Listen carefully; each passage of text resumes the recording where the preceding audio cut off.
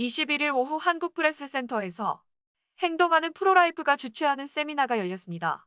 이 행사에서 마지막 토론자였던 정선미 변호사가 24주까지 낙태가 가능하게 한 이번 정부 법 개정안 관련자들에 대해 강력한 비판의 소리를 냈습니다. 지금 이거 관여한 사람들, 정관 낸 사람들, 헌법재판소 이거 헌법프레스 판결 관여한 분들 내 딸 아니더라도 내 손녀딸이 24주 다 돼서 낙태할 수 있습니다. 그때 바로 홍남기 경제부총리처럼 후회하는 상황 될 수 있습니다. 정 변호사는 이번 개정안은 특히 청소년에게 낙태의 위험성을 알리지 않은 채 쉽게 할 수 있다는 잘못된 인식을 심어줄 수 있다는 것에 대해서 재차 경고했습니다. 그래서 정부가 이번 10월 초에 정부안을 내놨는데 정말 가관입니다. 이제 젊은 청소년 사이에서 이렇게 소문이 퍼질 겁니다. 야, 14주 내에는 그냥 병원 가서 낙태해. 24주까지는 상담만 받아. 그러면 너 낙태해도 아무 문제 안 돼. 아까 다 설명을 해주셨지만 사회경제적 사유는 너무나도 모호하고, 그런데 상담만 받으면 사회경제적 사유로 심각한 공궁에 처했거나 처할 우려가 있다는 것이 다 추정되기 때문에 상담만 받으면 다 끝나는 겁니다. 그러면 뭐 젊은 애들이 딴 거 있어요? 그래. 그러면 이렇게 받아들이는 거예요. 이 얼마나 긍정적인 시그널을 국가에서 보내고 있는 겁니까? 낙태는 24주까지 상담만 받으면 되는 거구나. 근데 문제는요, 25주부터는 자궁을 절개하지 않으면 낙태가 안 됩니다. 이번 정부안은 태아의 생명권 그리고 여성의 건강보호를 전혀 고려하지 않고 오로지 폐쇄라 여성들을 위해서, 그런데 왜 정부가 잘 모르는 청소년들에게 잘못된 시그널을 주면서 낙태가 24주까지도 다 가능하다는 이상한 인식을 심느냐는 거예요.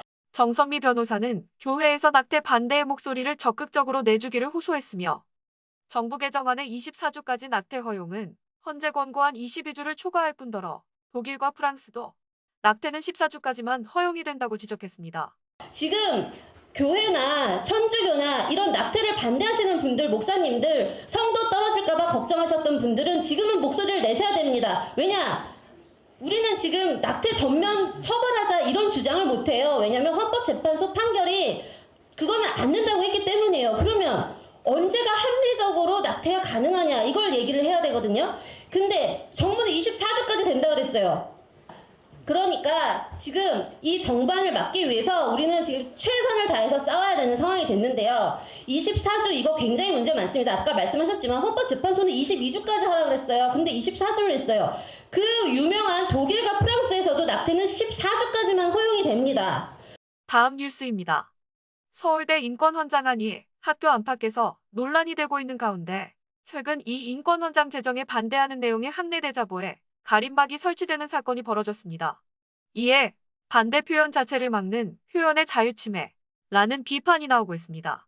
진정한 인권을 위한 서울대인 연대는 얼마 전 탈동성애자 친구들의 존재 자체를 부정하시겠습니까? 라는 제목의 대자보를 부착했습니다.